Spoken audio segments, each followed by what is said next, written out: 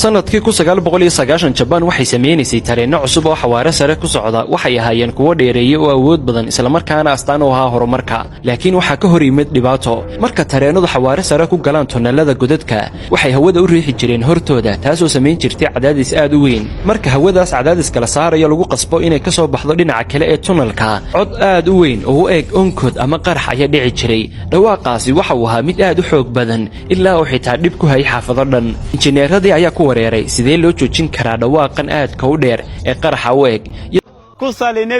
iyadoo aan la yareyn xawaaraha tareenka kooxda waxa ka mid ahaa injineer ah oo degan oo fikir badan isla markaana jeclaa daawashada shimbiraha maalin maalmaha ka mid isagoo daawanaya shimbir loo yaqaan Kingfisher oo biyaha si xawli ah ugu quusa ayaa fikradii maskaxdiisa ku soo dhacday shimbirku waxa uu biyaha geli jiray isagoo aan biyaha kala firdhin si aamusnaan leh oo quman ayuu u geli jiray maxaa sabab u ahaa waxa uu lahaa af dheer oo dhuuban oo si fiican ugu haboon inuu hawada iyo biyahaba dhex maro isagoo taas ka duulaya ayuu injineerkii kula noqday kooxdiisii fikrad cusub aan afka hore ee tareenka u qaabayno sida afka shimbirka Kingfisherka oo kale markii hore fikradaasi waxay u muuqatay mid aan caadi ahayn laakiin way tijaabiyeen natiijadiina waxay noqotay in codkii qaraxa u eeka uu joogsaday sawaxankii aad ka weynaana uu yaraaday xawaarahuna waa u fiicnaaday tamartana si hufan ayaa loo isticmaali jiray waxaas oo dhani waxay u dhaceen sababtoo ah qof ayaa u fiirsaday khalqiga Ilaahay